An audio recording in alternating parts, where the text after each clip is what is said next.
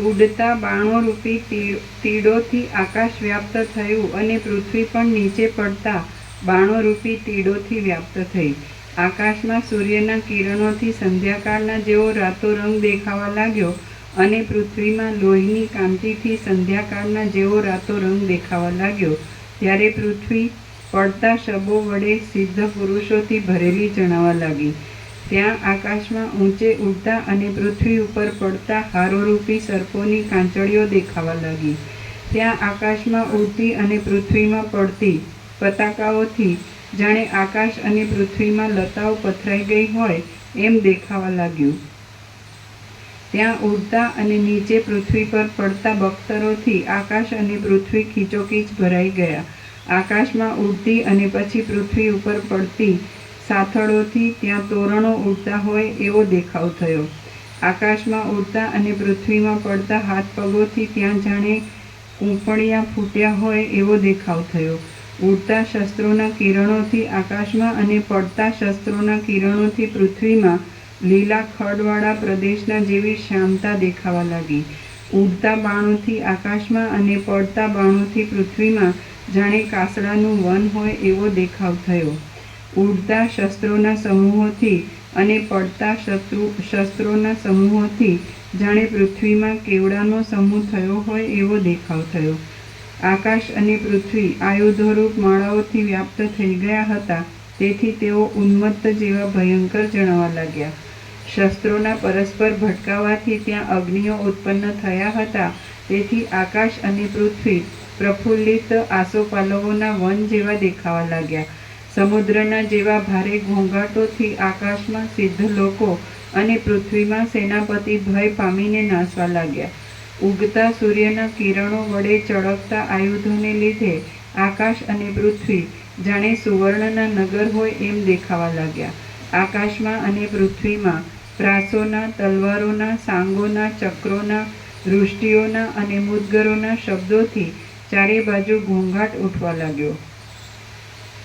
આકાશમાં ઉછળતા લોહીના ફુવારાઓની અંદર શબોના સમૂહો ઉડવા લાગ્યા અને પૃથ્વીમાં ચાલતી લોહીની નદીના પ્રવાહમાં શબોના સમૂહો તણાવા લાગ્યા. આકાશ અને પૃથ્વી ભૂષુંડીઓથી, સાંગોથી, ભાલાઓથી, તલવારોથી, ત્રિશૂળોથી અને પથરાઓથી વ્યાપ્ત થઈ ગયા.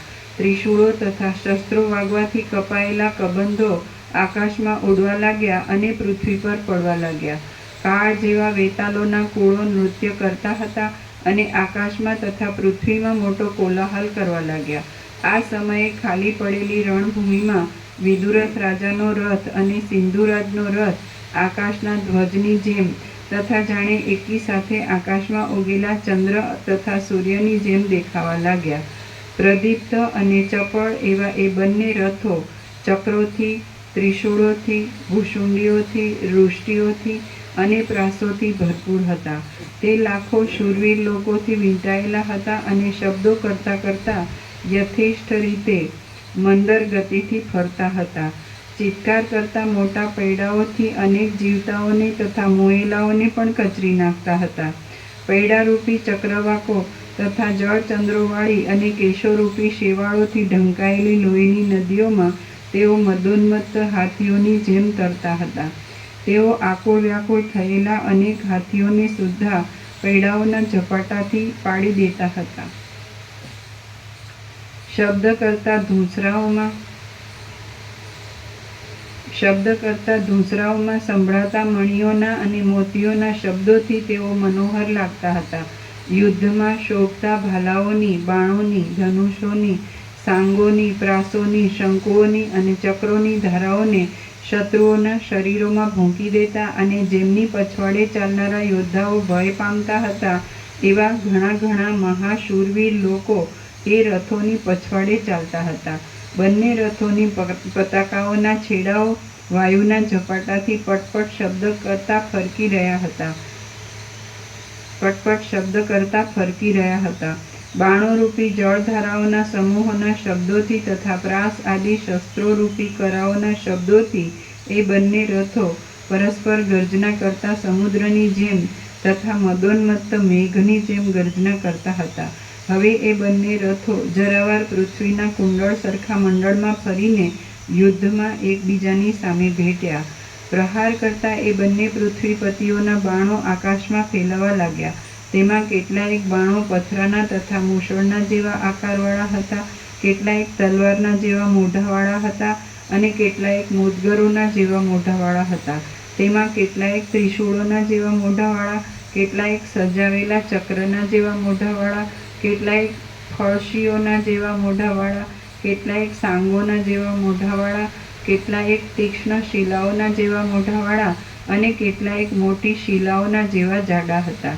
એ બાણો તે સમયે પ્રલયના પવને પાડેલા શિલાઓના સમૂહોની પેઠે પડવા લાગ્યા અને પ્રલયકાળમાં ઉદ્ધત થયેલા બે સમુદ્રો જેમ સામસામા ભેટી પડે તેમ તે વખતે બંને રાજાઓનું ભેટવું ભારે ભયંકર જણાવા લાગ્યું. શ્રી યોગ વાસિષ્ઠ મહારામાયણમાં ઉત્પત્તિ પ્રકરણનો લીલાના આખ્યાન સંબંધી વિદુરથ સિંધુરાજ સમાગમ નામનો સર્ગ 47મો સમાપ્ત. સર્ગ 48મો વિદુરથ અને સિંધુરાજનો સંગ્રામ. આ 48મા સર્ગમાં વિચિત્ર માયાથી ઉત્પન્ન થયેલા મંત્ર તથા અસ્ત્રથી જગતને મોહ પમાડે તેવું સિંધુરાજ તથા વિદુરથ રાજાના રણ સંગ્રામનું વિસ્તારથી વર્ણન કરેલું છે. વસિષ્ઠ બોલ્યા, ઊંચી કાંધવાળો સિંધુરાજ શેર પાસે આવ્યો. તેથી વિદુરથ રાજાને મધ્યાહ્ન સમયના સૂર્યના જેવો ક્રોધ ઉત્પન્ન થયો.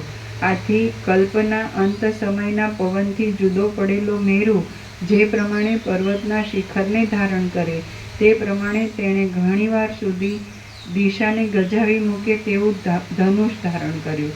પછી પ્રલયકાળનો સૂર્ય જેમ પોતાના કિરણોનો વિસ્તાર કરે તેમ ક્રોધ પામેલા તે રાજાએ ભાથારૂપી રજનીમાં બંધાયેલી બાણની પરંપરાને શત્રુ ઉપર છોડવા માંડી.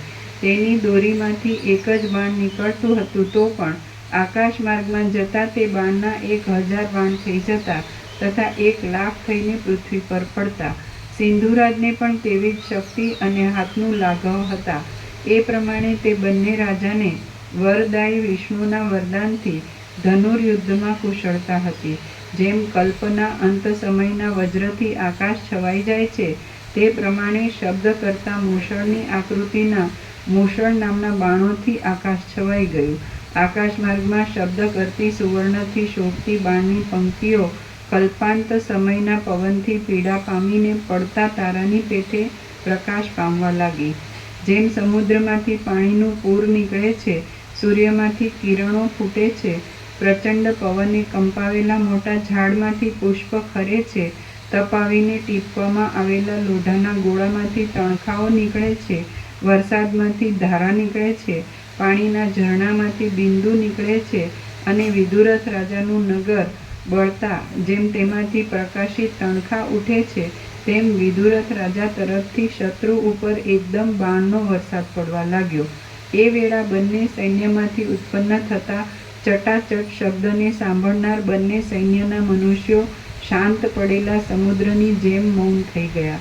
ઘૂઘવાટી કરતું વેગવાળું બાણનું પૂર જાણે ગંગા નદીનું પૂર હોય તેમ યુદ્ધમાં સિંધુરાજ તરફ આકાશ માર્ગે ચાલવા લાગ્યું. ત્યાં ચળકતા સોનાના બાણની વૃષ્ટિ એકદમ ધનુષ્યરૂપી મેઘમાંથી સુસવાટા ભેર નીકળવા લાગી. આ પ્રમાણે બાણરૂપી નદીના પૂર સિંધુરાજ તરફ ચાલ્યા જતા હતા. તે નગરમાં રહેલી લીલાદેવીએ ગોખમાંથી જોયું. તે બાણના સમૂહથી પોતાના પતિનો જય થશે એમ ધારીને તેનું મુખ કમળ આનંદથી પ્રફુલ્લિત થયું અને તે આ પ્રમાણે બોલી, હે દેવી, જય જય! આ મારા પતિનો જય થાય છે તે જુઓ. આ બાણના સમૂહથી તો મેરુ પર્વતનો પણ ચૂરો થઈ જાય. આ પ્રમાણે તે બંને દેવીઓ ઘાટા સ્નેહના શબ્દથી આકુળ થાય તેવી રીતે માનુષી વાત કરતા હતા અને જોવામાં વ્યગ્ર થઈને હાસ્ય કરતા હતા. તેવામાં જેમ જહનુ રાજાએ ગંગા નદીનું પાન કર્યું હતું તેમ તે સિંધુરાજ રૂપી વડવાનળ પોતાના બાણની ઉષ્મારૂપ અગસ્ત્ય ઋષિ દ્વારા વિદુરથ રાજાના બાણરૂપી મદોન્મત્ત સમુદ્રનું પાન કરી ગયો. નીચે ટાંચ છે. અગસ્ત્ય ઋષિ દરિયો પી ગયા તથા જહ્નુ રાજા ગંગા નદીને પી ગયા. એ કથા પુરાણમાં પ્રસિદ્ધ છે. તેણે પોતાના બાણરૂપી વરસાદથી વિદુરથના બાણરૂપી વાદળાને દાણે દાણ કરી નાખ્યા અને તેમના રથ જેટલા કકડા કરીને તેમને આકાશરૂપી સમુદ્રમાં નાખી દીધા. જેમ દીવો હોલવાયા પછી તેની ગતિ જાણવામાં આવતી નથી, તેમ વિદુરથ રાજાના બાણોના સમૂહની ગતિ પણ જાણવામાં આવી નહીં. આમ તેણે તેના બાણોના સમૂહનો નાશ કર્યો અને પછી યુદ્ધમાં પ્રેમ હોવાથી તેણે આકાશમાં શરીરધારી મેઘનો વિસ્તાર કર્યો. પણ પ્રલય સમયનો પવન જેમ સામાન્ય મેઘનો નાશ કરે છે, તેમ વિદુરથ રાજાએ પોતાના બાણોના સમૂહથી તેનો એકદમ નાશ કરવા માંડ્યો. આ ઉપરથી સિંધુ રાજે તેના પર બાણોના પ્રહાર કર્યા, પણ તે વ્યર્થ ગયા. આથી તે સિંધુ રાજે પોતાના સ્નેહી ગંધર્વ પાસેથી પોતાને મળેલું મોહનાસ્ત્ર વિદુરથ રાજાના સૈન્યમાં માર્યું. તેથી વિદુરથ સિવાય સૈન્યના સર્વ માણસોને મૂર્છા આવી ગઈ. પછી સઘળા યોદ્ધાઓના શસ્ત્ર તથા અસ્ત્ર વિંખાઈ ગયા. તેઓ મૂંગા થઈ ગયા. તેમના મુખ તથા નેત્ર ખેદયુક્ત થઈ ગયા. તેઓ મરણ પામેલા હોય એવા અથવા ચિત્રમાં આલેખેલા હોય તેવા થઈ ગયા. તેમની મૂર્છા ઓછી થવા લાગી. તેવામાં વિદુરથ રાજાએ પ્રબોધાસ્ત્ર જાગ્રત કરવાનું અસ્ત્ર ધારણ કર્યું.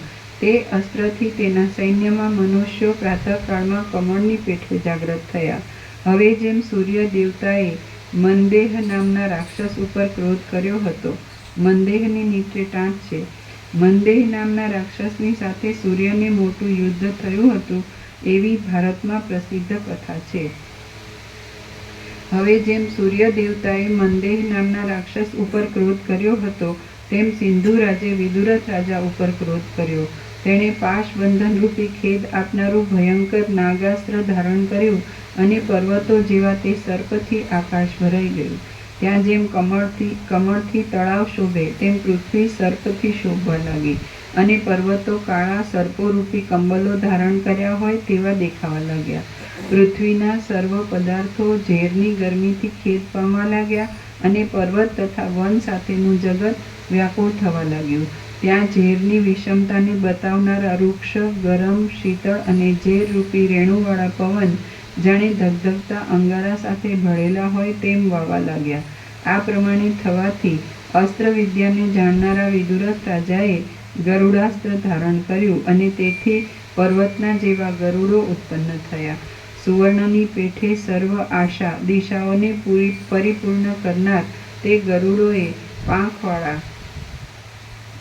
નીચે ટાંચ છે. પ્રથમ પર્વતને પાંખ હતી અને તે પક્ષીની પેઠે ઉડતા હતા. પછી ઇન્દ્રે પર્વતની પાંખ કાપી નાખી, એવી પુરાણમાં કથા છે. સુવર્ણની પેઠે સર્વ આશા દિશાઓને પરિપૂર્ણ કરનાર તે ગરુડોએ પાંખવાળા પર્વતની પેઠે ઉડવાનો પ્રયત્ન કર્યો અને પ્રલયકાળના જેવો ભયંકર પવન ઉત્પન્ન કર્યો.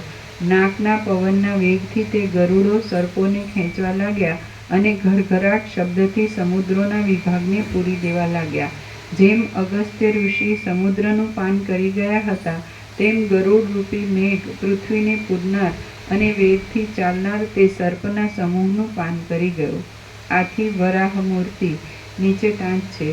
ધરતી રસાતળમાં ડૂબી ગઈ હતી તે વખતે ભગવાન વરાહનો અવતાર ધારણ કરી પૃથ્વીને જળમાંથી ધરતી રસાતળમાં ડૂબી ગઈ હતી તે વખતે ભગવાને વરાહનો અવતાર ધારણ કરી પૃથ્વીને જળમાંથી બહાર કાઢી હતી. આથી વરાહ મૂર્તિ ભગવાને ઉદ્ધાર કરેલા અને જળ સમૂહ વગરના થયેલા પૃથ્વીના અવકાશની પેઠે તે સર્પરૂપી કંબલથી મુક્ત થયેલું પૃથ્વીનું મંડળ શોભવા લાગ્યું. પછી જેમ પવનના ઝપટથી દીવા ઓલવાઈ જાય છે, તેમ શરદ ઋતુમાં મેઘમંડળ અદૃશ્ય થઈ જાય છે. જેમ પવનના ઝપટથી દીવા ઓલવાઈ જાય છે, જેમ શરદ ઋતુમાં મેઘમંડળ અદૃશ્ય થઈ જાય છે, જેમ વજ્રના ભયથી પાંખવાળા પર્વતો નાસી જાય છે, જેમ સ્વપ્નાવસ્થામાં જોયેલું જગત જાગ્રત અવસ્થામાં મટી જાય છે, જેમ સંકલ્પથી કલ્પેલું નગર સ્વપ્નને અંતે અદૃશ્ય થાય છે અને જેમ નદીનું પૂર ઉતર્યા પછી પાણીનો પ્રવાહ મંદ થાય છે, તેમજ સર્પના સમૂહનો નાશ થયા પછી તે ગરુડો પણ અદૃશ્ય થઈ ગયા. ત્યાર પછી સિંધુ રાજાએ ચારે બાજુ અંધારું કરે એવું તમોસ્ત્ર નાખ્યું. તેથી પૃથ્વીના મધ્ય ભાગમાં જેવી કાળા અંધકારની વૃદ્ધિ થઈ, આથી ત્યાં પૃથ્વી અને આકાશની વચ્ચે એક દરિયો હોય તેવો વિસ્તાર થયો. તેમાં સેના મત્સ્યના જેવી જણાવા લાગી અને તારાઓ મણીના જેવા દેખાવા લાગ્યા. ત્યાં અંધારાની પ્રવૃત્તિ થવાથી જગત જાણે મસીના ગારાના દરિયા જેવું થઈ ગયું અને તે કાજળના પર્વતના સમૂહથી ઉત્પન્ન થયેલા કલ્પના અંત સમયના પવનોથી વ્યાપી ગયું હોય એમ જણાવા લાગ્યું. સઘળી પ્રજા અંધારા કૂવામાં પડી હોય તેવી થઈ રહી અને જેવી રીતે કલ્પાંત સમયમાં દિશાની ખબર પડતી નથી, તેવી રીતે અંધારાને લીધે દિશાનો વ્યવહાર શાંત થયો. ત્યાર પછી મંત્ર જાણવામાં ઉત્તમ એવા વિદુરથ રાજાએ બ્રહ્માંડરૂપી મંડપમાં માર્તંડ સૂર્યરૂપી અસ્ત્રને દીપક રૂપે પ્રકટ કર્યું અને જગતને જાગ્રત કર્યું. જેમ નિર્મળ શરદઋતુ મેઘનું પાન કરી જાય છે, નિર્મળ શરદઋતુ મેઘનું પાન કરી જાય છે, તેમ અગસ્ત્ય ઋષિરૂપી સૂર્યના કિરણો કાળા અંધકારરૂપી સમુદ્રનું પાન કરી ગયા. ત્યાં અંધકારરૂપી વસ્ત્રથી મુક્ત થયેલી દિશા રાજા પાસે રહેલી રમણીય પયોધરવાળી સ્ત્રીની જેમ શોભવા લાગી. ત્યાં લોભરૂપી કાજળથી મુક્ત થયેલી સત્પુરુષની બુદ્ધિની જેમ વનની સમગ્ર પંક્તિ પ્રકાશવા લાગી. ત્યાર પછી કોપથી આકુળ થયેલા સિંધુ રાજાએ શત્રુ ઉપર ક્ષણ માત્રમાં ભયાનક રાક્ષસાસ્ત્ર નાખ્યું. આથી દિગ્ગજ હાથીની ગર્જનાથી ક્ષોભ પામેલા સમુદ્રોની જેમ ક્રૂર રાક્ષસો દિશામાંથી બહાર નીકળ્યા. તે રાક્ષસોની જટા પીંગળી અને ઊંચી હતી તથા તેઓ ચટચટાટ શબ્દ કરતા હતા. લીલા લાકડાના બળવાથી થયેલા અગ્નિના ધુમાડા જેવો તેમનો વર્ણ હતો. તેઓ આકાશમાં ખુદડી ફરતા હતા અને ચિત્કારરૂપ ટંકાર કરતા હતા. તેઓ અગ્નિથી બળતા ધુમાડાવાળા ઉંબાળિયા જેવા ચપળ હતા. તેમની દાઢ અણીદાર હતી, તેમની આંખો મેલી હતી, તેમનું મુખ મલિન હતું. આવો તેમનો દેહ હતો. તે દેહમાં ખરાબ ખાબોચિયાના કાંઠાની પેઠે રૂંવાડારૂપી શેવાળનો સમૂહ વળગ્યો હતો. જટારૂપી ઝાડના સમૂહો વડે તે રાક્ષસો વીજળીવાળા જળભર્યા મેઘ જેવા જણાતા હતા. તેઓ જાણે જગતને ગળી જવા ઉત્પન્ન થયા હોય તેમ ગર્જના કરતા હતા અને દોડતા હતા. એટલી વારમાં લીલાદેવીના પતિ વિદુરથ રાજાએ દુષ્ટ ભૂતનું નિવારણ કરનારું નારાયણાસ્ત્ર શત્રુ ઉપર નાખ્યું. આમ એ મહાન અસ્ત્ર પ્રકટ થયું એટલે જેમ સૂર્યના ઉદયથી અંધકાર મટી જાય તેમ તે રાક્ષસોના અસ્ત્રોની પંક્તિનો નાશ થયો. આ પ્રમાણે રાક્ષસના સમૂહનો નાશ થયો એટલે તે ત્રણેય લોક શરદઋતુમાં વાદળાનો નાશ થઈને નિર્મળ આકાશની પેઠે શોભવા લાગ્યા. ત્યાર પછી સિંધુ રાજાએ આગ્નેયાસ્ત્ર નાખ્યું. તેથી દિશાઓ જાણે કલ્પાંતના અગ્નિથી બળતી હોય તેમ બળવા લાગી. સઘળી દિશાઓ જાણે આકાશમાં પાતાળ સંબંધી અંધકારથી વ્યાકુળ થઈ હોય તેમ ધુમાડારૂપી મેઘના ભારથી ઢંકાઈ ગઈ. પ્રફુલ્લિત વનમાં રહેલા ચંપાના ઝાડના સમૂહની પેઠે અગ્નિથી બળતા પર્વતો સોનાના હોય તેવા દેખાવા લાગ્યા. મૃત્યુના ઉત્સવમાં કુમકુમ છાટેલી માળાની પેઠે ત્યાં આકાશ, પર્વત અને દિશાની કુંજો અગ્નિની જ્વાળાથી જટિલપણાને પામી ગઈ. હજારો આકૃતિના વહાણના વેગે સમુદ્રમાંથી ચાલ્યા આવતા વડવાનળની જેમ આકાશને અડતી તે અગ્નિજ્વાળા જાણે જગતને અગ્નિરૂપ કરતી હોય તેવી રીતે બળવા લાગી. આ પ્રમાણે સિંધુરાજ જીતીને શત્રુને પ્રહાર કરે છે ત્યાં તો વિદુરથ રાજાએ પૂજા કરીને વરુણાસ્ત્ર છોડ્યું. તે વરુણાસ્ત્રમાંથી ચારે બાજુ ઊંચે તથા નીચે દિશાઓમાંથી ઘૂઘવાટી કરતા પાણીના પૂર ચાલવા માંડ્યા. તે પૂરો જાણે અંધારાના ઓઘ હોય, જાણે પીગળેલા પર્વત હોય, જાણે બાણના અવકાશમાં રહેલા અવયવો હોય, જાણે બંધાયેલી ગતિવાળા મેઘો હોય, જાણે મહાન સમુદ્રો હોય, જાણે ઊંચા પ્રદેશમાંથી પડેલી કુલ પર્વતની મોટી શિલાઓ હોય, જાણે ઊંચા રહેલા તમાલના સમૂહો હોય, જાણે સંધિ થયેલી રાત્રિઓ હોય, જાણે લોકાલોક પર્વતમાંથી ઉત્પન્ન થયેલા કાજળના સમૂહો હોય અને જાણે આકાશ જોવાની ઈચ્છાથી રસાતળની ગુહામાંથી ચાલ્યા આવતા સર્પો હોય તેમ જણાતા હતા. કાળી રાત્રિ જેમ ભુવનમાં વ્યાપેલી સંધ્યાને પી જાય છે, તેમ તે પાણીના પૂર અગ્નિના સમૂહને પી ગયા. આ પ્રમાણે અગ્નિ સમૂહનું પાન કરીને તે પૂરોએ ભૂતળને જળમય કરી દીધું.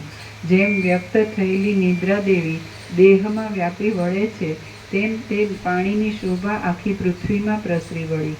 આવી રીતે પ્રથમ નાખેલા અસ્ત્રનો નાશ કરે તેવા બીજા અસ્ત્રો નાખીને સેના નાયકો પરસ્પરની માયા જુએ છે તથા અનુભવ કરે છે. ત્યાં તો સિંધુરાજના સૈન્યમાં તેના ચક્ર વગેરેની રક્ષા કરનાર યોદ્ધાઓ ખડની પેઠે પાણીમાં તણાવા લાગ્યા અને તેનો રથ પાણીમાં ડૂબી ગયો. એટલી વારમાં સિંધુરાજે આપત્તિના વખતમાં રક્ષા કરનારું શોષણાસ્ત્ર ધનુષ્યમાં સાંધીને શત્રુ ઉપર નાખ્યું. એટલે સૂર્યથી જેમ રાત્રિની શાંતિ થાય, તેમ તે અસ્ત્રથી તે જળમય માયાની શાંતિ થઈ. ત્યાં સજીવન પુરુષો મૃતતુલ્ય થઈ ગયા અને પૃથ્વીમાં શુષ્કતા વ્યાપી ગઈ. ત્યાર પછી મૂર્ખ માણસોના ક્રોધની પેઠે પ્રજાને સંતાપ કરનારો અને સુકાયેલા પાંદડાથી પથરાઈ ગયેલા વનના વિસ્તારથી કર્કશ થયેલો તાવ ત્યાં વૃદ્ધિ પામવા લાગ્યો. આથી જાણે દિશાને રાજરાણીની પેઠે સુવર્ણની કાંતિ જેવો સુંદર અંગરાગ લાગ્યો હોય તેમ દેખાવા લાગ્યું. જેમ ગ્રીષ્મ ઋતુના દાવાનળથી કોમળ પાંદડા બળી જાય છે, તેમ તે શોષણાસ્ત્રથી શત્રુના સૈન્યને મૂર્છા આવી ગઈ. પછી વિદુરથ રાજાએ તે રણ સંગ્રામમાં જયા શબ્દની શોભાથી વિસ્તાર પામતું પર્જન્યાસ્ત્ર બાણમાં સાંધીને મૂક્યું. તેથી તમાલનો સમૂહ આકાશમાં જતો હોય તેવી રીતે ત્યાં રાત્રિના સમૂહની જેમ મેઘની પંક્તિ ઉત્પન્ન થઈ. દિગ્મંડલો પાણીના પૂરથી નીચા જણાતા હતા. જેમાં ગર્જના થઈ રહી હતી અને સ્વાભાવિક વિસ્તારમાં તેમની ગતિ સંકોચ પામી હતી. તેઓ કુંડળના આકાર જેવા દેખાવા લાગ્યા. મેઘાડંબરનો ભેદ કરનારા અને જળના કણથી તથા ઝાકળના ભારથી સુખ ઉત્પન્ન કરનારા પવનો ત્યાં વાવા લાગ્યા. જાણે પર્વતમાંથી નીકળતા સુવર્ણમય સર્પ હોય અને જાણે સ્વર્ગમાં દેવતાની સ્ત્રીના કટાક્ષ હોય તેમ આકાશમાં વીજળી સ્ફુરવા લાગી. ગર્જનાથી પડછંદો પાડતી પર્વતની ગુફાઓ ગાજવા લાગી. તેમજ હાથી, સિંહ તથા રીંછના શબ્દથી પ્રતિશબ્દ કરતી દિશાઓ પણ ગાજવા લાગી. યમરાજની દ્રષ્ટિની પેઠે કષ્ટરૂપ એવા કરા પડવાથી ત્યાં કઠોર મૂષળના જેવી ધારાથી મેઘની વૃષ્ટિ થવા લાગી.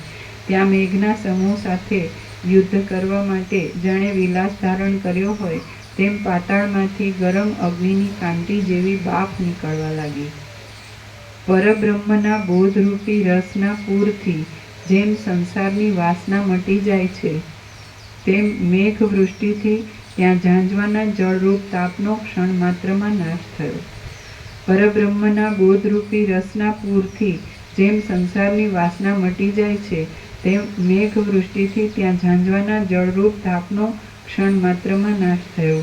આખું ભૂમંડળ ચાલી શકાય નહીં તેવું કાદવથી ભરાઈ ગયું અને સિંધુની પેઠે સિંધુરાજ જળથી ભરાઈ ગયો. પછી તેણે વાયવ્યાસ્ત્ર માર્યું.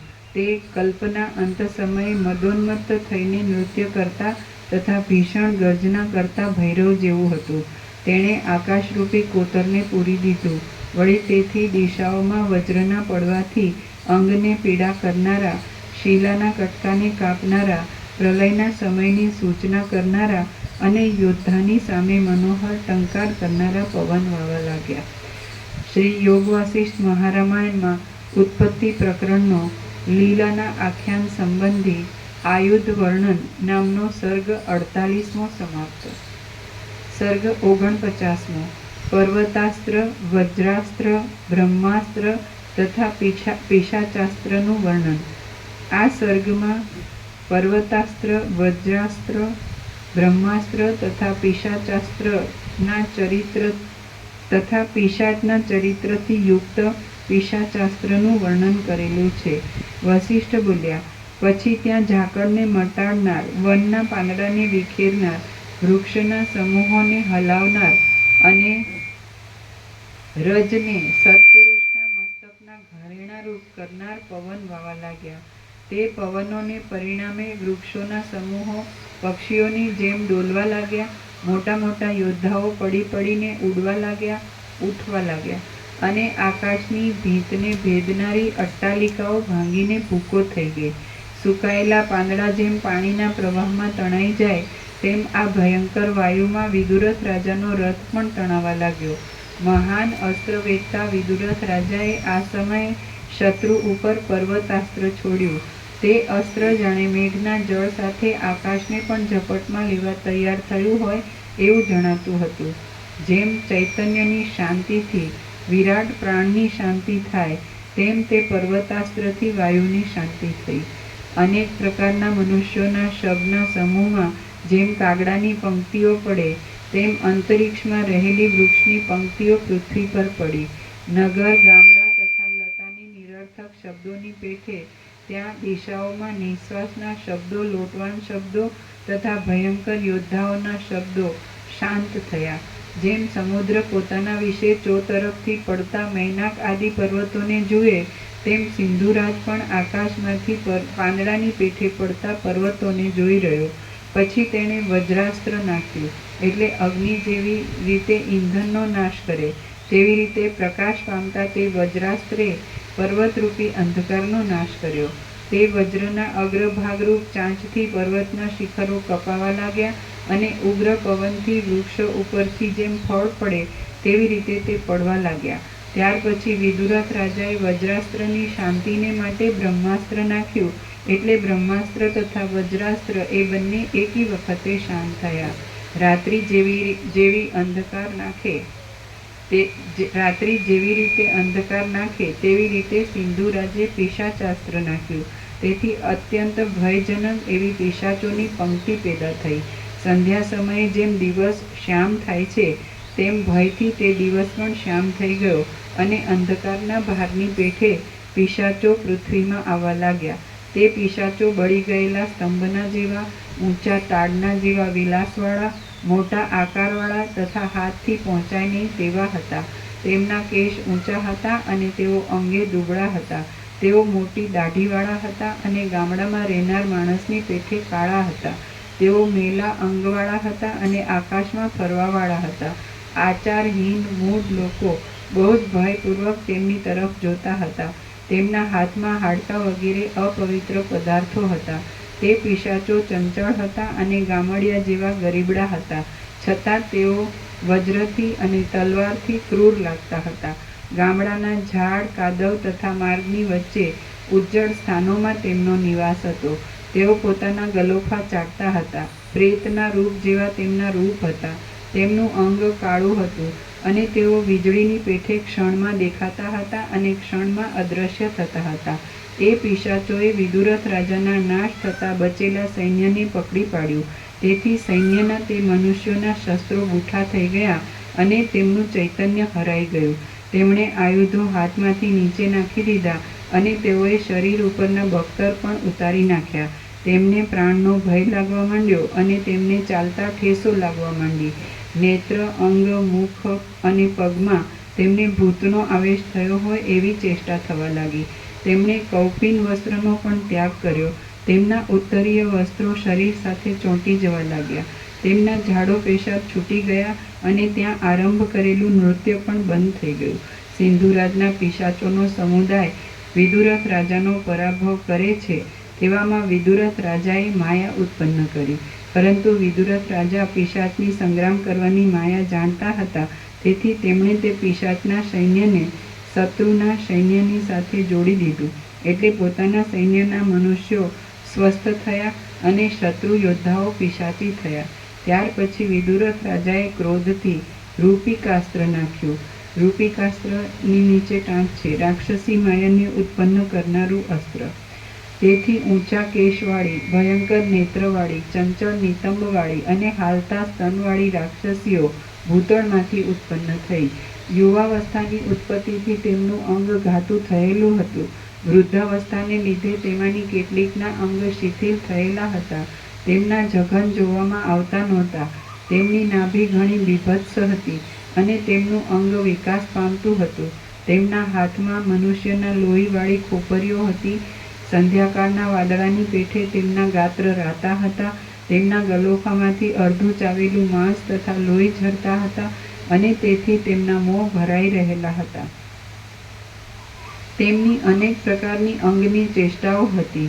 નહીં નમનાર મનુષ્યને નમાવવાની તેમનામાં સત્તા હતી અને તેમના હાથ, મોઢું, સાથળ, કેડ તથા પડખા પથ્થર જેવા કઠિન હતા.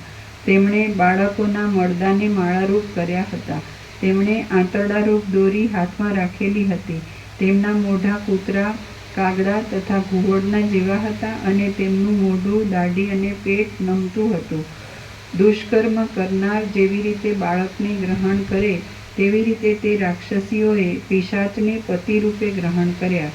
તેથી પિશાચો અને રૂપિકાઓનું સૈન્ય એકતા પામી ગયું. તેઓ પરસ્પર આકર્ષણ કરતા હતા, પરસ્પર દોડતા હતા અને તેમના મુખ, અંગ તથા નેત્ર ક્રીડાના રસમાં મગ્ન થઈ ગયા હતા. તેઓ પોતાની મોટી જીભને બહાર લપલપાવતા હતા અને એમ તેઓ પોતાના મુખને અનેક વિકારો ઉપજાવતા હતા. તેઓ એકબીજાની પ્રીતિ માટે જામી ગયેલા લોહીવાળા શબોને ખેંચતા હતા. તેમજ પેટ, હાથ, કાન, હોઠ તથા નાક લાંબા હતા એવા તેમના શરીરો જાણે લોહીના દરિયામાંથી ડૂબીને બહાર નીકળ્યા હોય તેમ શોભવા લાગ્યા. ક્ષીર સમુદ્રમાં મંદરાચળ વડે મંથન થવાથી જે પ્રમાણે કોલાહલ થયો હતો તે પ્રમાણે રુધિર અને માંસના ગારામાં તેમના આલિંગનથી કોલાહલ થવા લાગ્યો. જે પ્રમાણે વિદુરથ રાજાએ સિંધુ રાજા ઉપર માયાનો સંચાર કર્યો તે જ પ્રમાણે સિંધુ રાજાએ પણ વિદુરથ રાજા ઉપર માયાનો સંચાર કર્યો. પછી સિંધુ રાજાએ વેતાલાસ્ત્ર નાખ્યું. તેથી માથા વિનાના તથા માથાવાળા ચાલતા શબના સમૂહ ઉત્પન્ન થયા અને તેઓ વેતાલના આવેશથી ભરપૂર હતા. ઉગ્ર કબંધવાળું તે પિશાચ રૂપિકા અને વેતાલનું ભયંકર સૈન્ય પૃથ્વીને ગળી જવાને સમર્થ થયું. પછી વિદુરથ રાજાએ સિંધુ રાજા ઉપર ત્રૈલોક્યને ગ્રહણ કરવા માટે સમર્થ થાય તેવું રાક્ષસાસ્ત્ર નાખ્યું.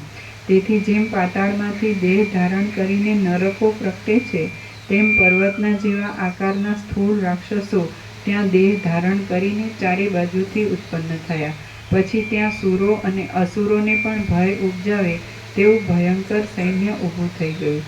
તેમાં ગર્જના કરતા રાક્ષસોના મહાનાદરૂપી વાજિંત્ર હતું અને કબંધોનું નૃત્ય હતું. તે મેદ અને માંસરૂપી શાકથી યુક્ત હતું અને રુધિરરૂપી આસવથી સુંદર હતું. તે મદોન્મત્ત કુષ્માંડગણ, વેતાલગણ તથા યક્ષગણના તાંડવથી શોભતું હતું. ત્યાં એ કુષ્માંડગણના પ્રબળ તાંડવમાં દંડપાદ નામની પગ પછાડવાની ક્રિયાથી ઉછળતા લોહીના ઊંચા ચડેલા તરંગોથી ભીંજાઈ રહેલા અને સંધ્યાકાળના વાદળાના સમૂહના રંગ જેવી કાંતિવાળા ભૂતોએ જાણે લોહીના પ્રવાહનો સેતુ બાંધ્યો હોય તેવો તે સૈન્યનો દેખાવ લાગતો હતો. શ્રી યોગ વસિષ્ઠ મહારામાયણમાં ઉત્પત્તિ પ્રકરણનો લીલાના આખ્યાન સંબંધી પિશાચ વર્ણન નામનો સર્ગ 49મો સમાપ્ત. સર્ગ 50મો. વિદુરથ રાજાનું મરણ. આ સર્ગમાં વૈષ્ણવાસ્ત્રથી બંને રાજાએ યુદ્ધ કર્યું તથા વિદુરથ રાજાનું મરણ થયું એ વાત કહેવામાં આવશે. વસિષ્ઠ બોલ્યા, આ પ્રમાણે ઘોર યુદ્ધ ચાલતું હતું તે સમયે સર્વ શત્રુનો નાશ કરી પોતાના સૈન્યને પિશાચ આદિથી થતી પીડાની શાંતિ કરવા માટે સ્મરણ શક્તિવાળા, અંતકાળના સમયે ઉચિત પ્રતિભાવાળા તથા ધીરજવાળા સિંધુ રાજાએ ઉદારપણાથી કાળરુદ્રની પેઠે સંહાર કરનારું વૈષ્ણવાસ્ત્ર નાખ્યું. તે પછી સિંધુ રાજાએ વૈષ્ણવાસ્ત્રથી અભિમંત્રણ કર્યું એટલે તે બાણના ફળના અગ્રભાગમાંથી તેજસ્વી ચક્રોની પંક્તિઓ નીકળવા માંડી. તેથી દિશાઓના તટોમાં સેંકડો સૂર્યો ઉગ્યા હોય તેવી શોભા જામી રહી અને ચાલી આવતી ગદાથી હજારો વાંસથી ભરપૂર હોય એવું આકાશ થઈ રહ્યું. ત્યાં હજારો ધારવાળા વજ્રની પંક્તિથી ગગનમાં તૃણની હાર હોય એવું થઈ રહ્યું અને પદ્મના દળ જેવા મુકુલાકારના પટ્ટીશ એક જાતના હથિયારથી જાણે આકાશ કપાઈ ગયેલા ઝાડ વડે છવાઈ ગયું. તીક્ષ્ણ ધારવાળા બાણોની પંક્તિથી આકાશ પુષ્પના સમૂહથી ફેલાયું હોય તેવું જણાવા લાગ્યું અને શ્યામ ખડગની પંક્તિથી ગગન પત્રોના સમૂહ જેવું થઈ રહ્યું. પછી વિદુરથ રાજાએ પણ વૈષ્ણવાસ્ત્રની શાંતિ માટે સામું વૈષ્ણવાસ્ત્ર નાખ્યું એટલે તેમાંથી પણ સિંધુ રાજાના શસ્ત્રને કાપી નાખે તેવા બાણ, સાંગ, ગદા, ત્રાસ અને પટ્ટીશની પાણીમય નદી ચાલી નીકળી. તે વખતે આકાશમાં શસ્ત્રોની નદીનું યુદ્ધ ચાલવા લાગ્યું. તે આકાશ અને પૃથ્વી વચ્ચેના અંતરનો ક્ષય કરનારું અને કુલ પર્વતનો નાશ કરનારું હતું. ત્યાં બાણમાંથી બહાર નીકળતા શૂળ, અસી અને ખડગથી પટ્ટીશના ચૂરા થઈ ગયા. મૂષણના વિસ્તારથી તથા પ્રાસ અને ત્રિશૂળથી તથા પ્રાસાદોથી શક્તિઓ ખંડિત થઈ ગઈ. બાણરૂપી પાણીના સમૂહને મંથન કરવા માટે ત્યાં ગદાના જેવા મોવાળા મત્ત મુદગરો મંદરાચળની જેમ ઘૂમી રહ્યા. તેમાં કદી પાછા ન હટનારા યોદ્ધાઓના પ્રભાવ જેવા પરાક્રમી શસ્ત્રો હતા. તેમાં રિષ્ટરૂપી પોતાના સૈન્યના નાશરૂપી, અરિષ્ટ અંધકારને નાશ કરવાને જે કુંત ભાલારૂપી ચંદ્રમંડળનો ઉદય થયો હતો. ત્યાં ત્રાસના વિસ્તારરૂપી યમરાજા મનુષ્યનો નાશ કરવા આવ્યા હોય તેમ જણાતું હતું. ત્યાં ચક્રોથી ઊંચે ઉછળતા અસ્ત્રો ટોચાઈ જતા હતા. સર્વ આયુધોનો ક્ષય થતો હતો. શબ્દોથી બ્રહ્માંડો ફાટી ભૂકો થઈ જતા હતા અને કુલાચલો પછડાઈને ભાગી જતા હતા. વળી વિશ્વામિત્રને તથા મારે યુદ્ધ થયું તે વખતે મારા અસ્ત્રનું નિવારણ કરવા માટે જેમ તેણે શસ્ત્ર નાખ્યું હતું તેમ બંનેના અસ્ત્રો સામસામે યુદ્ધ કરતા હતા અને તે અસ્ત્રોની ધારથી શસ્ત્રોના સમૂહો કપાઈ જતા હતા. વળી તેમાં શસ્ત્રથી પણ ન કપાય તેવા પર્વતો પણ રહ્યા હતા. શંકુની શંકાવાળા તથા સુસવાટી કરતા ત્રિશૂળ તથા હજારો શિલાઓ તેમાં ઉછળતા હતા. ભૂષુંડી નામના હથિયારથી જીતાયેલા ઉત્તમ ભિંડીપાલ નામના હથિયારના તેમાં મંડળ દીપી નીકળ્યા હતા. મહાદેવજીના ત્રિશૂળની કાંતિવાળા શૂળથી કુંઠિત ગતિવાળા તથા બહાર નીકળતા તરત કપાઈ જવાથી વિષમ ગતિના શત્રુનો નાશ કરે તેવા શસ્ત્રોનો તેમાં સંચાર જોવામાં આવતો હતો. તેમાં ઉત્પન્ન થતા ચટચટાટ શબ્દથી ગંગાજીનો વેગ રોકાઈ ગયો હતો. જેમાં ખડગ તથા હથિયારના ચૂર્ણના સંભારથી મહાધૂમના જેવો ચંદરવો બંધાયો હતો એવું તે બંને રાજાના અસ્ત્રનું યુદ્ધ થવા લાગ્યું. તેની અંદર એકબીજાના શસ્ત્રના સમૂહથી વીજળીના જેવી શોભા જણાવા લાગી હતી. તેમાં મોટા શબ્દ સાથે બ્રહ્માંડ ફાટી જતા હતા અને તે સાથે કુલાચલો પણ ભેદાઈ જતા હતા. પરસ્પર યુદ્ધ કરતા વૈષ્ણવાસ્ત્રોની ધારાથી શસ્ત્રોનો સમૂહ કપાઈ જતો હતો. આવા યુદ્ધમાં વિદુરથ રાજા પર્વતની પીઠે સ્થિર થઈને જળની પીઠે, મારા અસ્ત્ર યુદ્ધની પીઠે અસ્ત્રોને કેવળ રોકતો, કાળક્ષેપ કરતો ઊભો રહ્યો. તેનાથી સિંધુ રાજા વિદુરથ રાજાનું મારી પાસે કેટલું બળ છે એવી રીતે તેની નિંદા કરતો ઊભો રહ્યો. તેવામાં વિદુરથ રાજાએ શત્રુ ઉપર વજ્રના જેવો શબ્દ કરતું આગ્નેયાસ્ત્ર નાખ્યું. એટલે સુકાયેલા ખડની જેમ સિંધુ રાજાનો રથ બળી ગયો. તેટલી વારમાં હથિયારથી છવાઈ ગયેલા આકાશમાં વર્ષા ઋતુના મેઘ જેવો વિદુરથ રાજા તથા વર્ષા ઋતુના મેઘથી પૂર આવેલી નદી જેવો સિંધુ રાજા એ બંને રાજાના વૈષ્ણવાસ્ત્રો થોડીવાર સુધી ઘણું દારૂણ યુદ્ધ કરીને શાંત થઈ ગયા. એવામાં આગ્નેયાસ્ત્રથી ઉત્પન્ન થયેલા અગ્નિએ સિંધુ રાજાના રથને બાળીને ખાક કરી દીધો અને વનનો અગ્નિ જેમ વનને બાળીને પછી ગુફામાંથી બહાર નીકળેલા સિંહને બાળવા દોડે તેમ તે સિંધુ રાજા સામે દોડ્યો. ત્યારે સિંધુ રાજાએ વારુણાસ્ત્રથી તે અગ્નિની શાંતિ કરી રથનો ત્યાગ કરી પૃથ્વી ઉપર ઉતરેલા તે રાજાએ ઢાલ તલવાર ધારણ કર્યા અને ક્ષણ માત્રમાં તેણે શત્રુના ઘોડાની ખરી કમળોની જેમ કાપી નાખી. આથી રથ રહિત થયેલા વિદુરથ રાજાએ પણ ઢાલ તલવાર ધારણ કર્યા. આ પ્રમાણે સમાન આયુધ તથા સમાન ઉત્સાહવાળા તે બંને રાજાઓ યુદ્ધ કરતા મંડળાકાર ફરવા લાગ્યા. એકબીજાને પ્રહાર કરતા તે બંને રાજાના ખડગ પર્વતના જેવા થઈ ગયા. આમ તે બંને સૈન્યો યમરાજાના બે દાંતની જેમ પ્રજાને ચાવતા હતા. તેવામાં વિદુરથ રાજાએ ખડગને ફેંકી દઈ શત્રુ ઉપર શક્તિ સાંગનો ઘા કર્યો. તે શક્તિ પ્રલયના ઉત્પાતને સૂચવનારા સમુદ્રના જેવો ઘૂઘવાટ કરતી હતી અને અપ્રિય પતિને ન ઈચ્છતી સ્ત્રીની જેમ તે સિંધુ રાજાના વક્ષસ્થળ ઉપર એક ધારી આવીને પડી.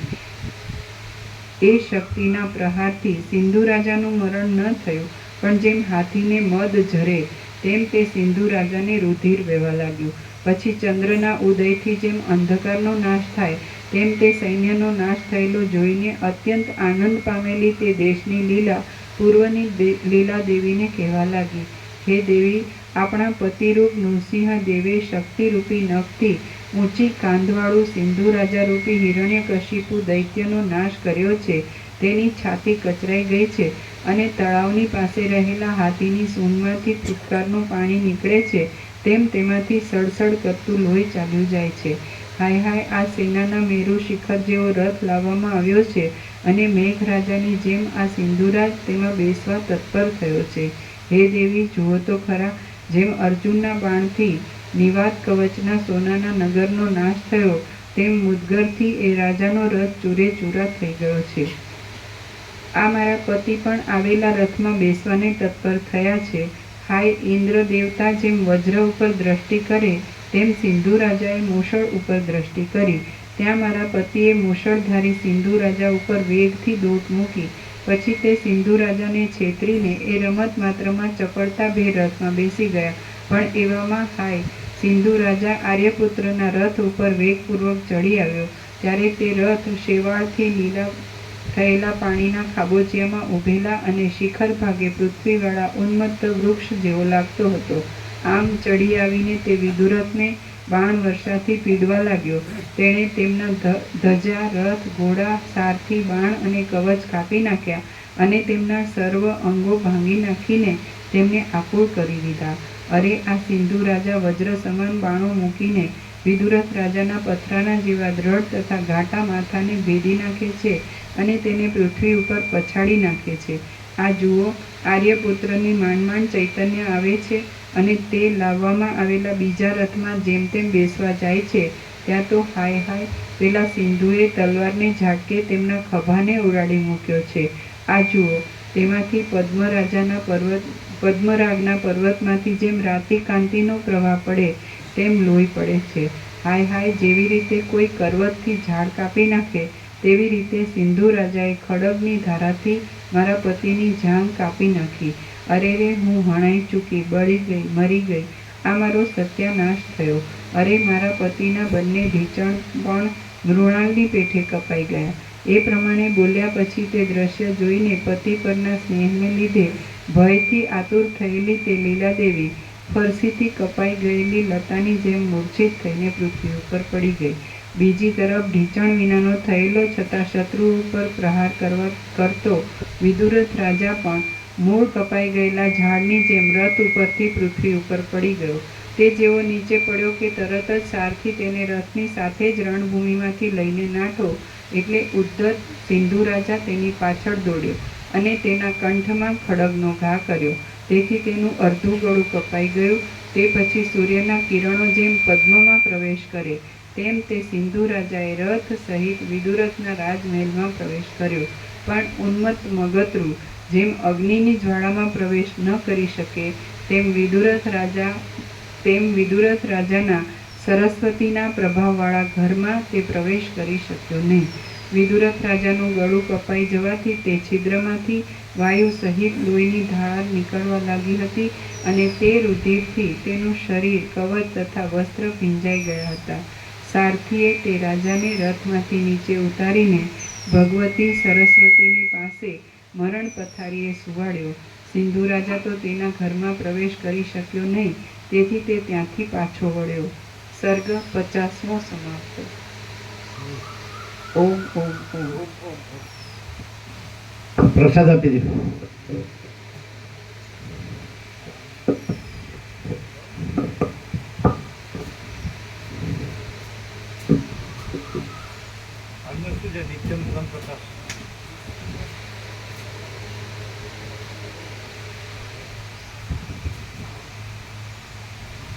પ્રકાશ જ છે, બીજું કાંઈ નથી ને બીજું કાંઈ થતું નથી.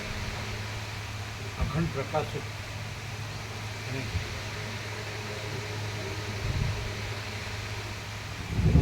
અખંડ પ્રકાશ, અખંડ આનંદ, અખંડ શાંતિ, અનંત પ્રકાશ, અનંત આનંદ, અનંત કેવળ પ્રકાશ, કેવળ આનંદ, કેવળ એને ઓમમાંથી જયરામ લોકો હજુ તો દાદા સાંજે લાવ્યા હતા એટલે પેલું રામજી મંદિર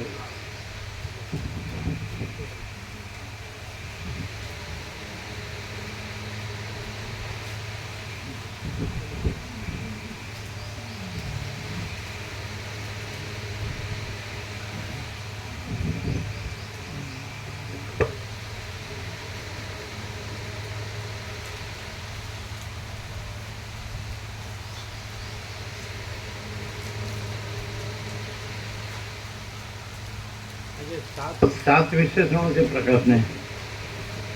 અનંત, અખંડ, અભેદ છે ને, પછી સંપૂર્ણ, પછી કેવળ, પછી સહજ હવે છે ને.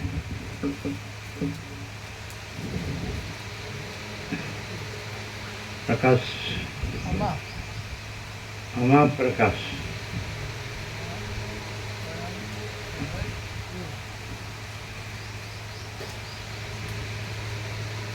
અનંત પ્રકાશ, અનંત આનંદ, અનંત શાંતિ.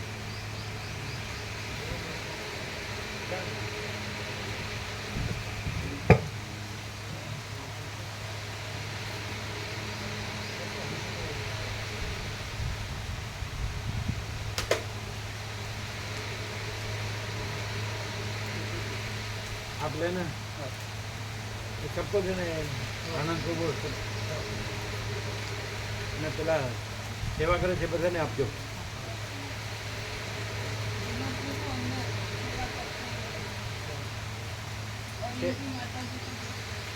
ક્યાં છે?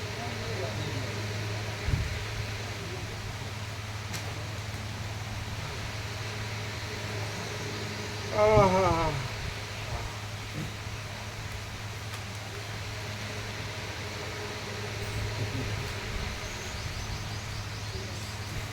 એટલે 39 સુધી ગોઠવ્યા છે ને, એટલે 49 છે ને, એટલે 10 ગોઠવવાના.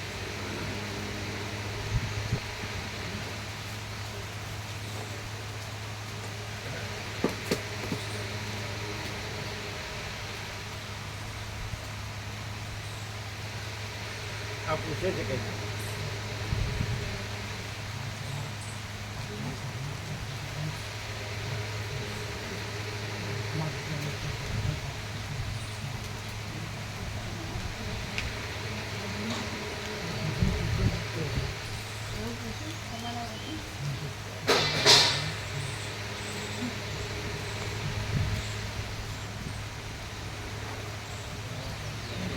શું કહે છે?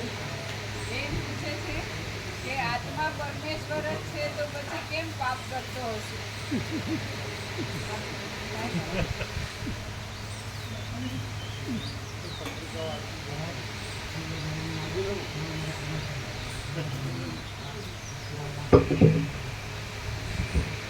એટલે પરમેશ્વર રૂપે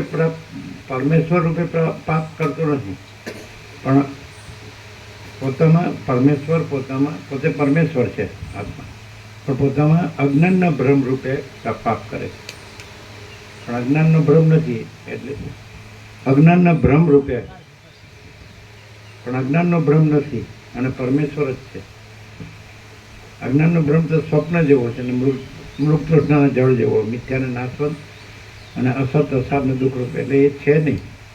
એટલે અજ્ઞાનનો ભ્રમ હોય તો પાપ કરતો લાગે, પણ અજ્ઞાનનો ભ્રમ છે નહીં, એટલે પોતે પરમેશ્વર જ છે.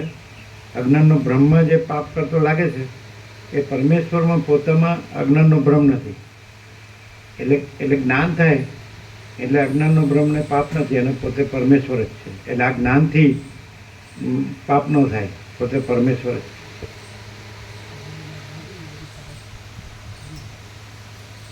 આ ગુરુના જ્ઞાનથી બધી ખબર પડી ગયા જન્મ. પરમેશ્વરને કાંઈ ખબર પડવાની જરૂર નથી, પોતે જ પરમેશ્વર છે. કેવું છે? અનંત સુધી અનંત શુદ્ધ ચિદાકાશ જ અનંત શુદ્ધ ચિદાકાશ છે. અનંત શુદ્ધ જે મહાચૈતન્ય પ્રકાશ છે એ જ અનંત શુદ્ધ મહાચૈતન્ય પ્રકાશ છે, બીજું કંઈ છે જ નહીં.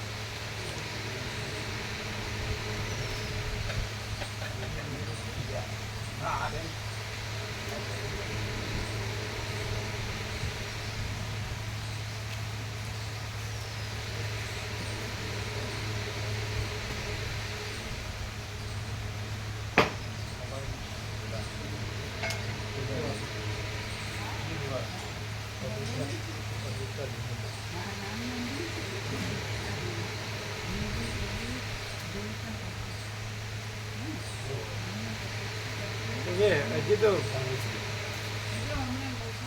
શું છે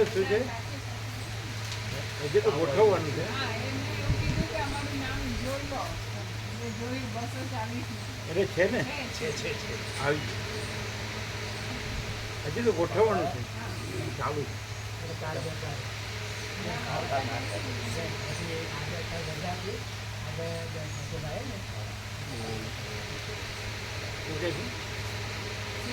સેવા આપવાની છે ને કે કાલે રજા હતી એટલે આજે કાલે જમા કરે.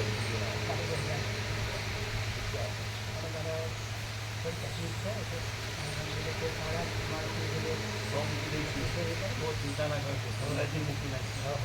ચિંતા ના કરશો. શું કહે છે? સારા માણસ સાથે ગોઠવજો. પગે તકલીફ છે એટલે સારા માણસ સાથે ગોઠવજો બોલીએ. બહુ 70 60 પછી બધાના પગે તકલીફો જ છે. હા, અમને ચાલે જોડે રાખો.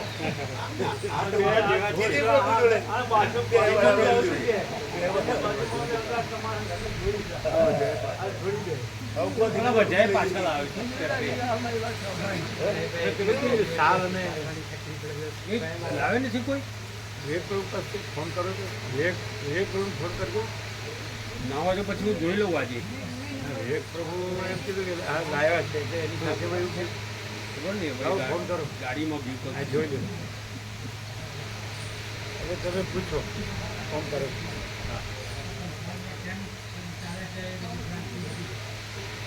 અને રેકોર્ડ કરેલું આવ્યું નથી બરાબર વ્યાપકમાં. તો મને લાગે છે નટું બી કરતા હતા આપણે ગીતા પ્રભુના તો આછું છે. એમણે પોતે રેકોર્ડ વચમાં ફોન આવ્યો એમ કંઈક. હા, એ પણ એમને પણ મૂક્યું હતું વિવેક પ્રભુ એટલે એને કે વચમાં ફોન વિવેક પ્રભુએ તો કહી દીધું કે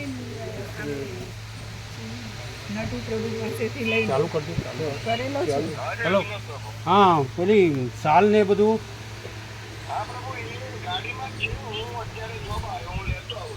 હા હા, ગાડીમાં છે. અને વ્યાપકમાં રેકોર્ડ બરોબર આવ્યું નથી. પેલું વ્યાપકમાં બરોબર આવ્યું નથી પ્રભુજી કહે છે રેકોર્ડ રેકોર્ડિંગ.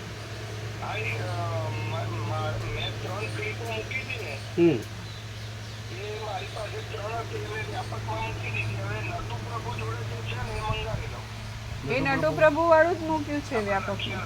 એ તો નટુપ્રભુ વાળું જ હા, મૂક્યું. એ મૂક્યું છે. તમારી જે 3 છે એ મૂકો. મૂકી. હા એટલે તમે કહો છો વચમાં ફોન આવ્યો પણ એ પછીનું તો લીધું હશે ને. હા હા, વચ્ચે જે આવ્યું એના પછીનું જે તમે તમારો લીધું, ફોન તમારો ફોન વચ્ચે આવ્યો એના પછીનું તો લીધું હશે ને. પછીનું લીધું છે આપે. 3 લીધી ફોન છે. ફોન સિવાયનું તો બધું આવ્યું છે ને. હા હા, 3 મૂકી છે એ મૂકી દઉં છું એમ કે. ફોન સિવાયનું તો બધું આવ્યું છે ને. આ ફોન સિવાયનું બધું આવ્યું છે કે નહીં? હા.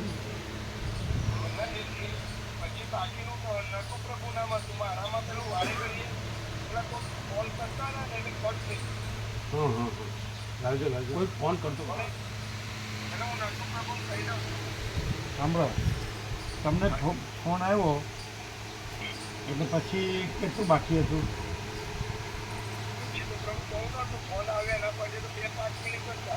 એ તમે કર્યું નહીં? એટલે ફોન સિવાયનું તો બધું લીધું છે ને.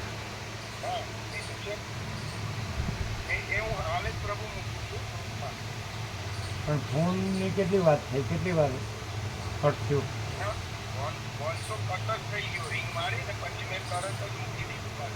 એટલે કન્ટિન્યુઅસ જ છે. એટલે કેટલી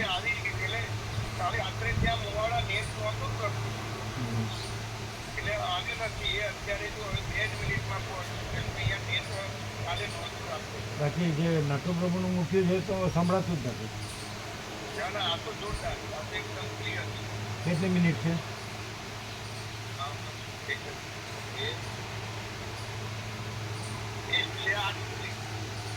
હા 8 થી 10 મિનિટનું છે. પછી બીજી ક્લિપ છે એ છે 3 મિનિટ. અરે 3 મિનિટથી ચાલો 8 મિનિટ. ના કુલ 8 મિનિટનું છે. 8 જ મિનિટ. 8 અને 26 મિનિટ 8 ને 10, 10 ને 10 ને વધારે છે, અડધા કલાક ઉપર. 5 મિનિટનું થાય. ફોન આવે ને એટલે ઓટો કટ થઈ ગયું લાગે. કુલ તો અડધા કલાક જેવું છે. હા અડધા ઉપર થયું. પ્રભુને મૂકેલું હતું. આપણે એ તો બરોબર આવી નથી. એ તો બરાબર આવ્યું નથી, અડધા ઉપર થયું હતું. એટલે તમારા ગુરુએ કીધું ને કે ગુરુનું કપાય એને સાંભળવું નહીં, એટલે તમે લીધું નથી ના બરાબર. ના પ્રભુ, આમાં શું હતું, કોક રિંગ મારતું હતું ને એટલે રિંગ કરે ને એટલે ઓટોમેટિક સ્ટોપ થઈ જાય. પાછું મેં ફરી પાછી રિંગ ઉપડી. પણ કાંઈ 12 જ મિનિટ નહોતું થયું, એટલે તમે પોતે હાજર હતા. ના હું હતો ને આ તો અડધા કલાક ઉપર થયું હતું. પેલા ભાઈએ એટલે પેલું ગુરુનું કપાય એ તમે કાપી નાખ્યો છે. ના ના પ્રભુ, સાઉન્ડ પ્રભુનું ચાલુ એટલે પેલા ભાઈની રિંગ આવી ગઈ એ ખબર જ ના પડે. હું ત્યાં સાંભળવામાં ચાલી ગયો. હવે ગુરુ ગ્રંથિ જો પાકી હશે તો આને તમે ઇગ્નોર કરશો અને ગણશો નહીં વસિષ્ઠ પ્રકાશને, તો તમને કાંઈ લાભ નહીં થાય. તો પછી તમારે પૈસા અને બૈરા છોકરાને મોજશોખ ભોગ વિલાસને એ બધી ભ્રાંતિ ગણવાની જ રહેશે. કારણ કે ગુરુએ એ બધું કર્યું છે એટલે પછી આપણે આ બધું કરીને પરમાત્મા છીએ એવી ભ્રાંતિ જ રહેશે. હા પ્રભુ, મેં કમ્પ્લેટ મૂકી દીધું પણ પેલું વાલી રિંગ વાગે ને એટલે ઓટો કટ થઈ જતું. પાછું મૂક્યું એટલે તમારે ને રામજી પ્રભુ વાત થાય એમાં એમ કે આપણી ગુરુની ઈચ્છા પાકી છે અને આપણે ગુરુએ કીધું એ બરાબર છે એવી જે અંદર ભ્રાંતિ હોય ના ના ના તો કેવી એટલે શું ખબર પડે કમ્પેરેટિવલી કે આ વસિષ્ઠ પ્રકાશ શું છે, આ પરમ ચિદાકાશ પરમ જે જગન જ્યોતિ શું છે ને ગુરુ ગ્રંથિની ભ્રાંતિ છે એ આપણી જે એને આપણે ભ્રાંતિ પાકી છે એ બેમાં શું ડિફરન્સ છે એ વાત થાય બે જણને. હા થાય ને. હા. એમને એમ થાય કે જે ગુરુમાં છે એ શબ્દોથી વાતો કરે છે પણ એનું જીવન પ્રેક્ટિકલ નથી. હા. પૈસા ભોગો પછી બધું વૈભવ વધારવાનું અને વાતો કરવાની. સ્વામીજીનું પહેલેથી જીવન પરમ પ્રકાશ પરમ પોતે પરમાત્મા છે. માયામાં નથી, કોઈ માયાનો ઓળખતા નથી, માયામાં રહ્યા નથી, માયા સાથે કોઈ પ્રકારનો સંબંધ નથી, વ્યવહારિક પણ નથી અને પ્રભુ એવું જીવન જીવે છે. જેથી કોઈ પણ પ્રભુને જોતા અંદરથી પ્રેરણા થાય કે જે જીવન જીવી રહ્યા છે એ સાચું છે. પેલા લોકો ખાલી શબ્દોથી વાતો કરે છે, બધાને બ્રહ્મની વાતો કરે, બીજું બધું ભૌતિક વિલાસતા હોય પણ એમાં એ સત્ય જ્ઞાન નથી, એમાં શાંતિ ને સુખ નથી. એ લોકો તો દેહને પૂજાવે છે અને કરોડો ભેગા કરે છે એટલે એક દુકાન એક વેપાર જ છે. આ વેપાર જ છે. અને લોકોને ભ્રમમાં ભમાવે જ છે, ખાલી પોતે ભરમે છે અને બીજાને પોતે પૈસાને ભોગવમાં ભમે છે અને બીજાને પૈસા ભોગવમાં ભમાવે છે અને મોટી મોટી વાતો કરે. અને જીવન એવું નથી એટલે કોઈ પણ માનો કે એમને સાંભળે અથવા તો પેલું એ કરે તો એને શાંતિ ન થાય. ભ્રાંતિમાં શાંતિ ક્યાંથી હોય? હા, હા, હા. એમનામાં જ મોહ હોય, જે પોતાનો અહંકાર મોટો કરે છે, દેહને પૂજાવે છે. હાજી. હવે તો આ લોકોને ખબર ન પડે, સાંભળનારા બધાને ખબર ન પડતી હોય. એમને પડે તો આમાં એમને પડે પણ હવે એમને ખરેખર સાચું શું છે જાણીને હવે એમને જાગવું પડે. નહીંતર પછી એ જન્મ મરણના બેડામાં અને દુઃખ અને શાંતિમાં એમનું જીવન ચાલુ. એટલે રામાપ્રભુ શું કહે છે, આ સાંભળ્યું હોય તો કાંઈ ફેર પડે કે પછી એવા ને એવા રહીએ? ના પડે ને. મેં એમને એ જ કીધું કે તમારું જીવન ગ્રંથ આ ક્ષણ હું ના કરું નથી એટલે એમાં મેં કીધું જે ભગવાન આપણને મળ્યા છે તો એમાં સુખ અને શાંતિ છે. આટલા બારીકોને બધાને તકલીફ છે, શારીરિક તકલીફ હોય, બીજી હોય, પણ ભગવાનમાં પરમાત્મામાં એમને શક્તિ મળે છે. એમને જીવનની અંદર એક પ્રકારની શક્તિનું બળ મળે છે. તો ગમે તેવી તકલીફ હોય, ગમે તેવી ઉંમર હોય તો એમને કોઈ નડતું નથી. તો એ પ્રકાશની શક્તિ એ પરમાત્મામાં રહેલા છે. અને તમે માયામાં રહેશો તો માયામાં કોઈ શાંતિ, રોગ, બીમારી, ભાગાભાગી, દોડાદોડી, અશાંતિ. પ્રભુના જે બધા અહીંયા છે ભાવિકો એ 70 વર્ષ 75 વર્ષ 80 વર્ષ 65 વર્ષ તો એ બધા ભાવિકો પરમાત્મા માન્યા એટલે પરમાત્મામાં એમને એના તકલીફો કે બીજી માનસિક તકલીફો કે શારીરિક કે ભૌતિક એમને કોઈ નડતું નથી એમ કે પરમાત્મામાં રહ્યા છે એટલે પરમાત્મામય રહ્યા છે એ એમને ઉંમર અવસ્થા કોઈ એમને ભાગ નડતું નથી એ પરમાત્મામાં જ આનંદ છે તો તમે લાભ લો જેટલો બને એટલો લાભ લો તો પછી બીજું ક્લિયર રેકોર્ડિંગ કોનું છે? અડધા કલાક ઉપર ખોજલ પ્રભુ તો કહે છે અડધા કલાક ઉપર છે. કલાક ઉપર થઈ ગયું. હા, તો પછી પ્રભુ મેં મોકલ્યું તો એ આવી ગયું પણ 12 મિનિટને શું કરે? અડધા કલાક ઉપર થયું છે ને. 3 ટીપો ત્રણે ત્રણ મેં મોકલ્યું પણ એ તો 12 જ મિનિટ છે ને. હા બે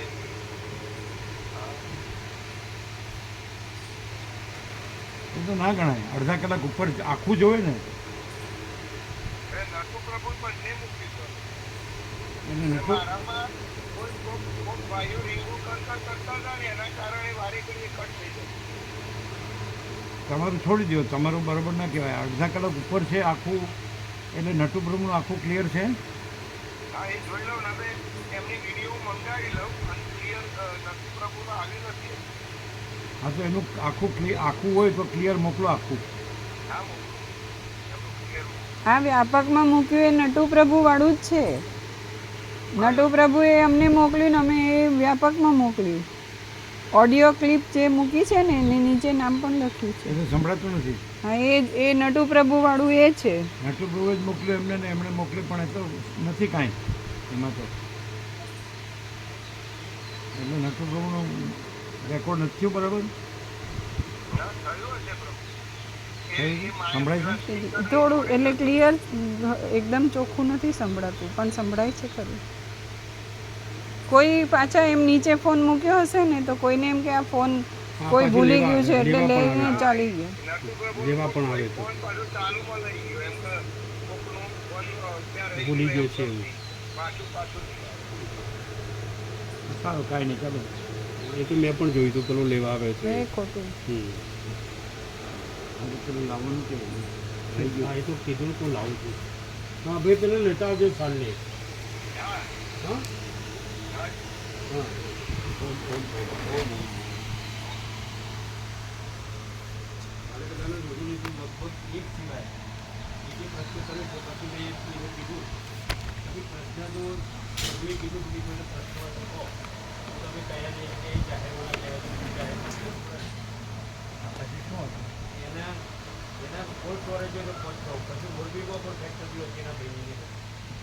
ઉદ્યોગપતિ ઘણા મારા સભ્ય પણ છે મારા. કેમ કે આ પ્રભુ કહે છે કે આ બધું ના કરીએ તો પછી આ બધું ચલાવવું કઈ રીતે? તો મેં સામે એવું કીધું કે તમે હોંગકોંગ જાઓ છો, ઇન્ડોનેશિયા જાઓ છો, બીજા દેશોમાં જાઓ છો, તો એવું અમે ક્યાં જઈએ છીએ? અમે 10 વર્ષથી છોડ્યું છે. હું 10 વર્ષથી બેન પ્રભુ ઘરનું કોઈ કામ કરતો નથી. એની ઉંમર કેટલી છે? એની ઉંમર 65 હશે, 65 ઉપર હશે. પછી કે હું ત્યાં આગળ આવીને રજૂઆત કરીશ. બધું એટલે શું કરવાનું શું ન કરવાનું એનું કે આ કહેવાનું. બધું ના કરીએ તો આ બધું ચાલે કઈ રીતે? આપણે અત્યારે ટપ દઈને મરી જઈએ તો કેવી રીતે ચાલે? હા હા, મેં એ જ કીધું. મેં કીધું બધું ઘણાનું ચાલે છે, એનું ઉદાહરણ પણ આપ્યા. બધા ઉદાહરણ પણ આપ્યા. આપણે સૂર્યનારાયણ ભગવાન ઉગાડીએ છીએ. સૂર્યનારાયણ ભગવાનથી આખું જગત પ્રકાશે છે. તો પછી આપણાથી આખું જગત પ્રકાશે છે. સૂર્યનારાયણ ભગવાનથી આખું જગત પ્રકાશે છે. તો આપણાથી કંઈ આખું જગત પ્રકાશે છે? નો ખ્યાલ આવ્યો. તો પછી સૂર્યનારાયણ હા, આપણાથી પછી આપણે ક્યાં આવ્યા? સારું, ચાલો. મેં તો એ પણ કીધું કે હું એટીએમ કાર્ડ પણ મેં તો આપી દીધું છે 10 વર્ષથી. હવે છતાં મારું ચાલે છે. પછી એણે બીજું બધું સાંભળ્યું કે નહીં? અને બીજું તો સાંભળ્યું પણ મને કે આ એક બહુ બેઠું નહીં કે આ બધું ચાલે કઈ રીતે, આ બધું છોડી દઈએ. બીજા બધાએ કીધું? આ બીજાનો રિવ્યુ તો ટોપ હતો. એમ તો સરસ, બધાને ગમ્યું. અને એ અહીં આગળ આપણું થાય છે એના કરતાં જે સરળ ભાષામાં, સમજાયેલી ભાષામાં એ બધાને લાગ્યું. પહેલી વાર હોય તો એને ખબર હા, પડે એને ખબર પડી બધાને. સત્યની. હા, ખબર પડે એવું બોલ્યા પ્રભુ, એવું બધાએ સ્વીકાર્યું. સરસ થયું. ના ના, સરસ. અને મંદિર પણ સરસ બનાવે છે બધા, રામજી મંદિર છે બધા.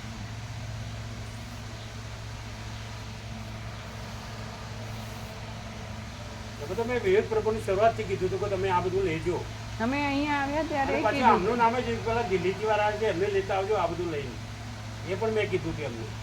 બોલ દેતે હા, ચલે જાતે હા, મેં કીધું હતું કે એવું હોય તો એને અમને આપણે કીધું હતું વિવેક પ્રભુએ, પછી અમે કીધું કાંઈ જરૂર નથી પ્રભુ. હા. અમે એમ કીધું વિવેક પ્રભુને કે આ બધું ઓડિયો વિડીયો છે ને આખું આખું અનંત છે ખુલ્લું ઓડિયો વિડીયો જ છે. એ તો અગાઉ પણ મેં આગલા ના, દિવસે એણે કીધું હતું, હા. પણ અમે એમ કીધું હવે કાંઈ નથી લેવું. એને કીધું આ બધું લેવાનું કીધું હતું, વિવેક પ્રભુ કીધું, પણ અમે ના પાડી કે આ બધું ઓડિયો વિડીયો છે ને ખુલ્લું છે અનંત. મેં એને અગાઉથી સભાન કર્યા હતા કે આ બધું કરજો. બીજી વાર બે પેલા અહીંથી આપી દઈશું, ફોન બે આપી દઈશું ને, હા, એટલે હા. વાંધો નહીં. એ લોકોના ફોન પણ સારા ન હતા, નટુ પ્રભુ એ બધાનું કદાચ એવું ફોન. એમણે પહેલી વાર કર્યું એટલે કદાચ એમને ન ધ્યાન કર્યું, અને વચ્ચે તો કોઈ ભૂલી ગઈ છે એ રીતે લઈને લઈને ફોન જ ચાલી પાછું લઈ નીકળી. લીધો. ડિસ્ટર્બન્સ બીજી આ બધી. પણ હતું એકદમ ફૂલ ફૂલ ફૂલ હતું, ફૂલ. પાવરફુલ. હા, ફોન. જો ખરેખર જાગ્રત હોય ને તો આ એક જ સેશનમાં પૂરું થઈ જાય એવું હતું. પછી જે મળવા આવ્યા એમાં તમે ધનજી પ્રભુ બધાને કીધું કે આ ગુરુવાળા, તનુ પ્રભુનું બધાને કીધું આ બધા ગુરુવાળા છે. મેં પ્રભુને કીધું મારા કોઈ ગુરુ જ નથી. પેલા મેના મળે કીધું આ ગુરુવાળા, બધાને નામ દઈને કીધું કે આ બધા ગુરુવાળા જાહેરમાં આ વિવેક પ્રભુ ગુરુવાળા. ગુરુવાળા. આપણે તો આખું સાંભળ્યું એને જ ખબર પડે આમ એકદમ ધીરો હા, ધીરો, પણ બધા કેવા સુધી બેઠા હતા બધા. કોઈ અડતું નથી.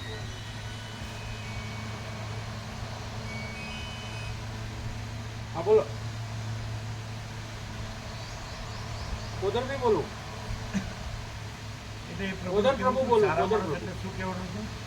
મને કોઈ સારા માણસ એટલે મને પગની તકલીફ છે, એટલે કોઈ સારા માણસ જોડે મૂકજો કે જેથી કંઈ અઘરું ના પડે એમને પોતાનું. થોડું માનસિક પણ થોડું એ છે એનું એવું લાગ્યું.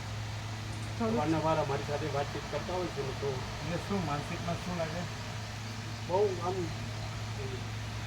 જે હોવું જોઈએ મગજની સ્થિરતા એ બહુ સાંભળે નથી. રોજ આવે છે? આવે છે, દરરોજ આવે છે, તો પછી? દરરોજ આવે છે. હા, એટલે સમજતા તો હશે જ. હા, સમજતા હશે. હા. અને એનો ભાવ છે. પણ પહેલાં એક તો ઘણી ભ્રાંતિઓમાંથી હું બહાર આવી ગયો હું એ પોતે સ્વીકારે હા, બસ તો પછી. એ સ્વીકારે છે. હા. તો પહેલાં જે બધું હું કરતો બહાર ફરતો બધું જતો એના કરતાં અહીં ઘણું સરસ છે. હા, એટલે ક્લિયર છે. આ એક ક્લિયર છે એવું છે. એટલે એનો ભાવ તો બરાબર હા, છે. છે ભાવ તો બરોબર. પણ આમ સરળ છે, સહજ એટલે આમ છે. આપણે સારા એટલે કોઈ કે નહીં, પણ તમારા બધાની સાથે જ છે હા, સાથે અહીં એટલે છે. એમ નહીં. બસમાં તમારી સાથે જ છે બધા. હા, હા, કોઈ નથી. હા, તો તમે લોકો છો અમે જ બધા ને? છીએ જ ને. હા, બસ. હા, તમે છો જ. બધા ધનજી પ્રભુ છે, તમે છો, વિવેક પ્રભુ છે, બધા છો જ તમે. અને આ શું નામ આપણે? મૂર્તિ પ્રભુ. અમિત પ્રભુ. હા, એ પણ અમારે એને લઈ લઈશું. એને લઈ લો અમારા. એને પણ લઈ લઈશું. ગઈકાલના ખાસા દસે જ બાજુ છે. તમારે છે ને બધા લઈ લીધા. હા. એમનો વિવેક પ્રભુનું જે બધું ફેમિલી છે, રામજી પ્રભુનું બધું. નટુ પ્રભુના મામાના દીકરા છે એક મામા એ પણ આપણી સાથે છે. પાટના કુવા એ શું નામ છે? ગોવિંદભાઈ. ગોવિંદ પ્રભુ. એ તો એમ જ છે, તમારી હા, સાથે જ હા. છે. મારો તો વિદ્યાર્થી છે. એટલે તમારી સાથે જ છે ને? ગોવિંદ પ્રભુ એમાં કાલે જ સેટ કર્યું, કાલે જ એમનું નામ ગોઠવ્યું હા, પ્રભુ. ગોવિંદ પ્રભુ. બધા એટલે તમારા ગ્રુપ છે ને આપણે એક જ બસમાં કરી દઈએ. મારા જેવા તો ગ્રુપની કોઈ જરૂર નથી પણ બધા હોય તો સારું છે. એમ નહીં, બધાને લાગતા વળગતા જ ગોઠવવા. બધા સાથે સાત બસના લાગતા વળગતા જ ગોઠવવા. એટલે શિવો તો શિવો પણ રાખે. એ એટલું સમજતા નથી કે કેવા જવાનું છે, આ ગ્રુપવાળા કેવા આવવાના છે. ના, અત્યારે જે દર્શન યાત્રા છે તેમાં શું છે, એકબીજાને સહેલું પડે. પરિચિત હોય તો એકબીજાના ભાવોની વિચારોની એના અભ્યાસો, સંસ્કારો, વિવેક બધું એટલે અમે બધા સાથે જતા તો મોટી પ્રભુ અમારી સાથે જ સંતોષ છે, આનંદ છે, જે શાંતિ પ્રભુ છે. એક જ રૂમમાં હોઈએ.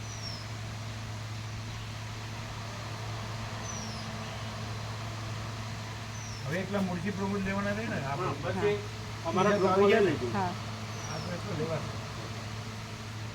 અને ગોવિંદ પ્રભુને લીધું. એ તો લઈ લીધા અગર કાલે નટુ પ્રભુ- કાલે લઈ લીધા પ્રભુએ નટુ પ્રભુ નથી હા તો છેલ્લા કહે છે કે હું વિચારું છું એમ હા અને પણ એ કાલે ના પાડતા હતા કે મારાથી હવાય એવું જ એમના નથી ઘેરથી છે ને બહુ તકલીફ અઘરું છે એવું બહુ- કહેતા બહુ હતા નટુ પ્રભુ એવું કહેતા. ના ના ત્યાં તો આવે હતા એટલે આમાં હતા નર્મદા નર્મદામાં પરિક્રમામાં હતા. હતા આ મારી સાથે હતા હતા હા હતા ત્યાં હતા સૌરાષ્ટ્ર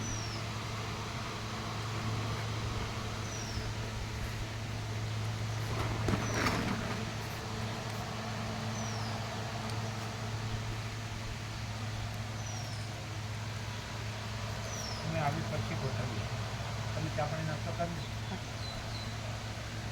10 ગોઠવણ છે ને હા કેટલી 7 બસ થઈ હા 249 39 તો કાલ સુધી ગોઠવે ને એટલે ચિરાગ પ્રભુ હતા ને શિવરાવ એ એક્ઝેક્ટ છે સાથે બેસીને